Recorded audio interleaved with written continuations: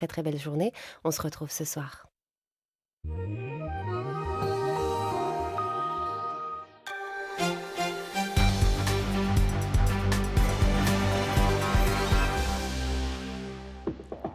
Bonjour à tous, bienvenue dans les Alpes. Tout de suite, les titres de votre journal. J-7 avant Noël. Vous êtes nombreux à courir les magasins pour effectuer vos derniers achats. Vous êtes aussi très nombreux à faire vos cadeaux via Internet, où là aussi, c'est le rush. Exemple dans ce journal avec l'entreprise iséroise Made in Design, leader de la vente d'objets design sur Internet. Il a récemment fait le plein sur la scène de l'Olympia et ses imitations de Marc Vera l'ont rendu célèbre. Rencontre dans ce journal avec l'humoriste savoyard Jean-Michel Mattei. Il sera en spectacle demain soir au phare de Chambéry. Enfin, un mot de météo avec toujours beaucoup de soleil sur notre région et des températures très douces pour la saison, jusqu'à 15 degrés en pleine. Mais d'abord à Vienne, en Isère, réunion spéciale ce matin du tribunal des affaires de sécurité sociale au sujet des victimes de l'amiante. Les dossiers de 13 salariés d'entreprises de la vallée de la chimie sont examinés pour faire reconnaître la faute inexcusable de l'employeur. 13 salariés qui sont aujourd'hui décédés. Je vous propose d'écouter Pierre Rinalduzi. Il est le président du comité d'action Prévenir et Réparer qui soutient les familles des salariés. On l'écoute. Nous attendons que la reconnaissance de la faute inexcusable de l'employeur, que l'employeur soit condamné parce qu'il savait, c'est un empoisonnement qui était programmé. Cette catastrophe sanitaire, cet empoisonnement sanitaire va encore continuer pendant des années, puisque officiellement les organismes de l'État annoncent encore 100 000 morts à venir. 18 mois de prison avec sursis ont été requis contre une assistante maternelle d'Aix-les-Bains. La femme de 50 ans comparaissait hier en appel pour violence sur mineur. Cela concerne des faits qui se seraient produits entre 2011 et 2014. Des marques de cordes autour du cou ou encore des brûlures auraient été constatées sur les enfants gardés. Le jugement a été mis en délibéré au 13 janvier prochain. Je vous le disais en titre, c'est la dernière ligne droite pour les achats de Noël et vous êtes nombreux à effectuer ces achats sur Internet. C'est donc le rush pour les entreprises présentes sur le net. Exemple chez Made in Design à Grenoble avec le reportage de Jean-Christophe Solari et Dominique Sommet. Bonjour Pauline, effectivement la face cachée de l'économie d'Internet et particulièrement en ce moment à Noël, eh bien, c'est les expéditions. Nous sommes ici dans les entrepôts de Made in Design. Vous savez, ce site grenoblois qui a aujourd'hui une renommée mondiale, il est leader dans son domaine, la vente de produits design sur Internet. Un site qui a été fondé par Catherine Collin il y a 16 ans. Catherine, bonjour. Bonjour. C'est l'effervescence actuellement. Bienvenue, c'est l'effervescence. Voilà, c'est la période de Noël. Donc une activité, comme vous l'avez dit, 1500 commandes, 60 personnes qui jouent les Pères Noël. Et puis toute une autre équipe qu'on ne voit pas là, mais qui est en marketing, etc. Et qui fait tout pour que Noël soit comme d'habitude un succès. Dans les rayons, eh bien, ça n'arrête pas. Les équipes de caristes travaillent toute la journée depuis les premières heures du jour. On va retrouver Sébastien, qui est chef de l'équipe des caristes. Sébastien, en ce moment, c'est une vraie ruche ici. Il y a énormément de travail. C'est vrai qu'on a une grosse période en ce mois de décembre. On prend très tôt le matin et on finit assez tard le soir. C'est vrai qu'on a une grosse charge de travail. La dernière étape de tout ce process, c'est bien sûr le chargement des camions. Ils sont là, une quinzaine de camions prennent la route tous les jours pour les grandes villes de France, les grandes villes européennes et voire pour les États-Unis, l'Asie ou encore les Émirats arabes unis. 1500 colis de ce type sont donc chargés tous les jours en ce moment dans ces camions. Et le challenge, eh bien, c'est tout simplement que toute commande qui est prise sur vos ordinateurs avant 13 h prenne la route le jour même. Voilà, on parlait du commerce sur Internet à l'instant. Il y a évidemment les sites qui jouent le jeu et pour lesquels il n'y a aucun reproche à faire. Et puis, il y a aussi les arnaques. On voit ça avec Michel Ragache. Bonjour. Bonjour. Vous êtes la présidente de l'UFC Que Choisir en Isère. On va s'intéresser à une étude menée par l'UFC Que Choisir qui s'est penchée sur les promotions faites sur Internet. Oui. 966 promotions, c'est ça, ont été passées au crible. Elles concernent des lave-linges, téléviseurs ou autres appareils électroménagers. Avant de rentrer dans les détails, vous dites donc attention aux fausses promo. Oui, c'est un moyen de marketing que d'indiquer des rabais et c'est ce qui intéresse souvent les consommateurs. Sauf que les consommateurs regardent souvent le pourcentage du rabais et non pas le prix final. Et encore, quand ils ont le prix final, encore faut-il comparer avec d'autres sites et avec aussi les appareils que l'on peut trouver près de chez soi. On va donner quelques chiffres justement, notamment par exemple sur un téléviseur. Rabais moyen annoncé, moins 19%. Rabais moyen constaté, moins 5%. C'est 14 points d'écart, c'est énorme. Oui, eh bien c'est ce qui a été constaté dans cette étude, c'est qu'en principe, les rabais sont surestimés entre 12 et 24%. Autre exemple, lave-linge, ça peut concerner beaucoup de gens. Rabais moyen annoncé, moins 23%. Rabais moyen constaté, moins 2%. Oui. Et enfin, je finis avec les réfrigérateurs. Rabais moyen annoncé, moins 25%. Rabais moyen constaté, moins 1%. C'est pas de l'arnaque, là, c'est... Eh bien, c'est le fait de ne pas avoir d'obligation pour établir ces fameux comparatifs de prix. Les prix barrés indiqués viennent on ne sait d'où. Et donc, ce qu'on demande à l'UFC, c'est justement qu'il y ait une législation française qui permette de définir à partir de quel prix on est parti. Et ce fameux prix barré, savoir à quoi il correspond, parce qu'on s'est rendu compte que plus du tiers des produits étudiés montrent que ce sont des relevés qui ont été faits chez les concurrents aux tarifs les plus élevés.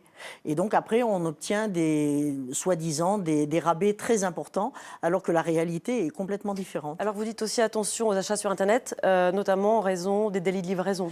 Alors on est dans une période maintenant extrêmement chargée, et il faut faire attention effectivement aux délais de livraison, il faut faire attention à la disponibilité en stock. Et il faut aussi éventuellement privilégier, vous savez, les relais dans lesquels on peut se faire livrer, parce que quelquefois, c'est beaucoup plus opérant que les livraisons à domicile. Et puis, il faut surtout comparer avec ce qui existe réellement sur le marché et savoir aussi que quand on a un problème avec Internet, s'il faut payer le retour et puis avoir une garantie qui ne sera pas efficiente, il vaut mieux privilégier quelquefois les achats locaux et en tout cas bien réfléchir avant de se lancer dans un achat par Internet. Merci beaucoup, Michel Ragage, d'être venu sur notre plateau. Merci infiniment. Cette information à lire sur notre site internet France 3 Alpes avec ce préavis de grève des cheminots de Chambéry pour les week-ends des vacances de Noël. Un mouvement qui risque de perturber l'arrivée des vacanciers dans les Alpes.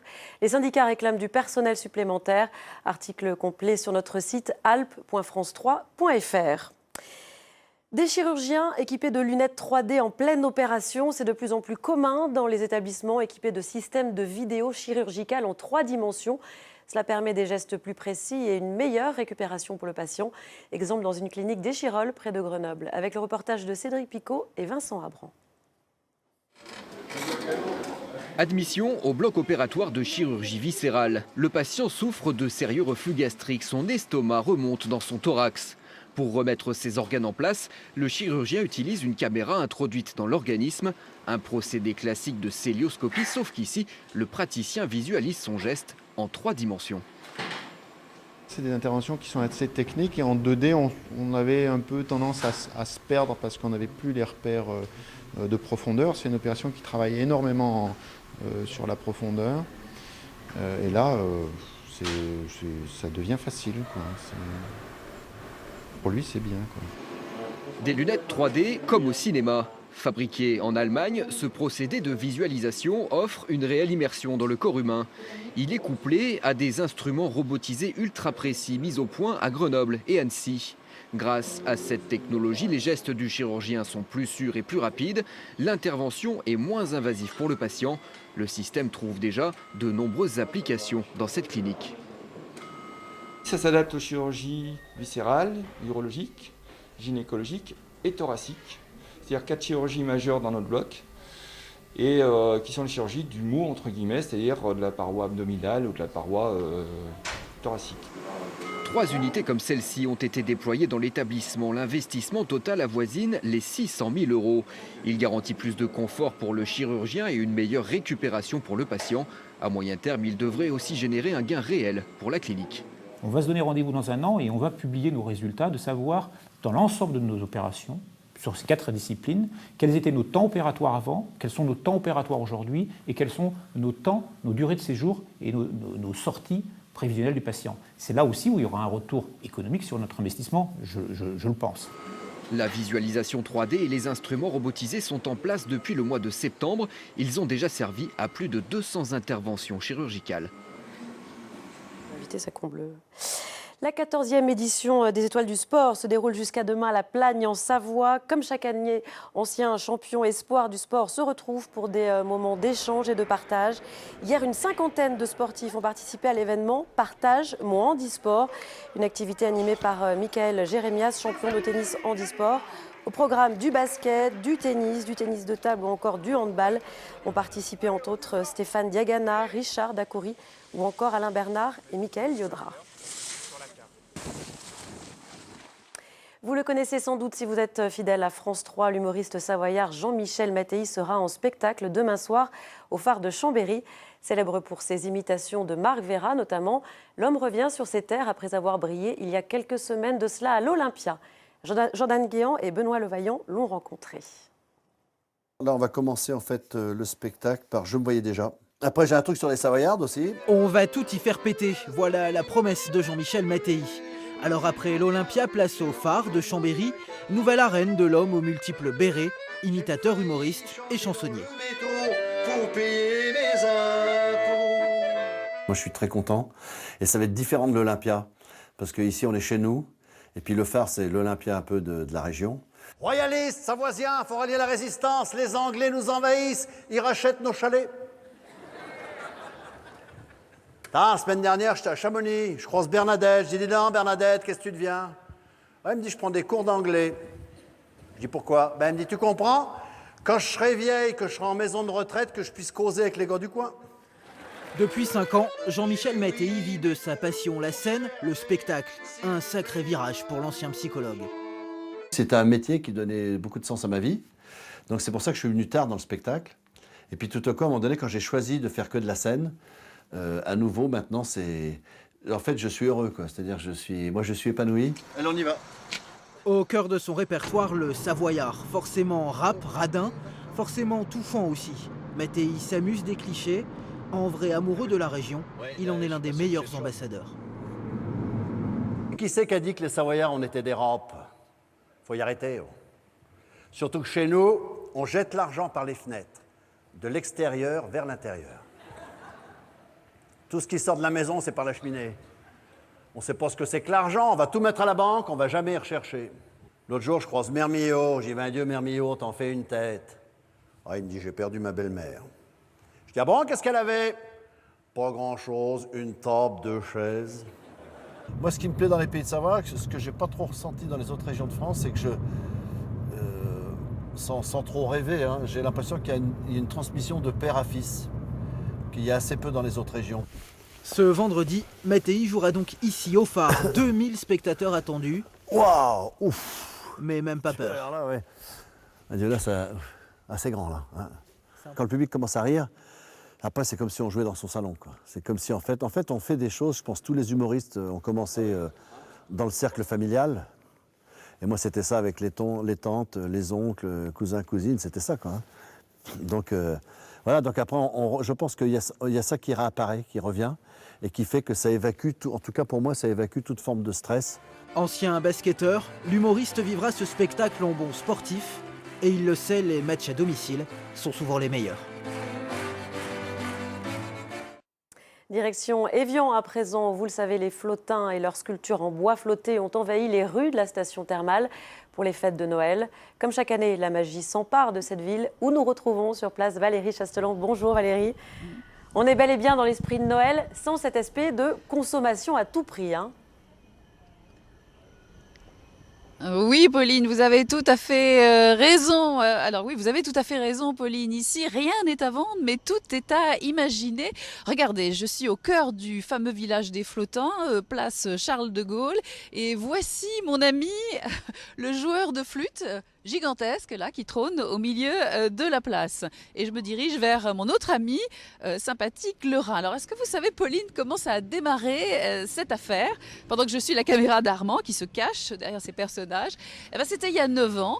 Au mois de novembre, le Père Noël faisait un vol d'entraînement au-dessus du lac Léman. Il a eu un problème, il a dû faire un atterrissage d'urgence et les flottins, nos amis les flottins, sont venus à son aide pour le secourir et voilà, ça a démarré comme ça. Alors, pour le moment, le village est un petit peu tranquille, mais dès 15h, quand la lumière décline, eh ben ça s'éveille. Il y a des gens qui viennent vous chuchoter à l'oreille de drôles d'histoires. Qu'est-ce que je peux vous dire d'autre? Eh bien qu'il y a 600 sculptures, dont 50 ici, qui sont renouvelées chaque année. C'est absolument colossal. Ça demande 1 an de travail. Alors d'abord parce qu'il faut récupérer le bois et puis il faut sculpter tout ça. Et l'armée des flottins, il y a bien sûr des artistes professionnels, mais aussi des enfants, des bénévoles, des travailleurs handicapés qui mettent tous la main à la pâte, enfin au bois. Voilà.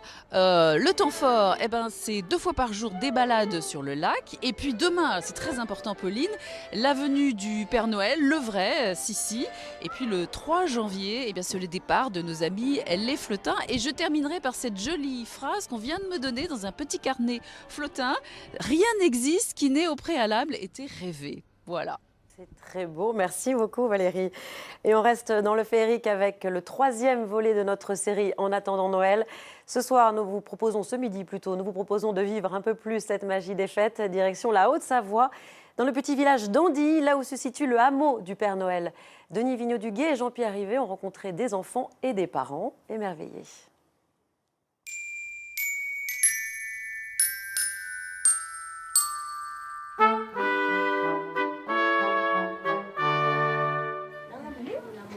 Lorsque l'on arrive chez le Père Noël, on a très vite l'impression d'être une petite souris. Mais attention, ici les souris sont intelligentes, car nous sommes dans un monde magique. Un monde où l'ordinaire n'a pas sa place. Un monde qui fait briller les yeux des petits, comme des grands. De pièce en pièce, le visiteur découvre l'univers du Père Noël et son quotidien avec ceux qui l'entourent, ses proches, sa famille. Le moindre espace accroche le regard. Ici, tous les rêves deviennent réalité. Là, regarde, tu vois, c'est les chaises des petits lutins. Tu vois? Oh, c'est magnifique, c'est féerique, c'est magique. C'est vraiment un bel endroit pour venir en famille. Moi, c'est vraiment de la magie extraordinaire et on vit le même plaisir que les enfants.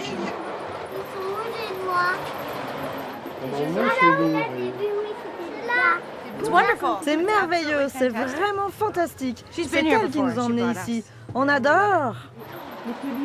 C'est grâce à l'association savoyarde Le Petit Pays que le Père Noël accueille chez lui le public.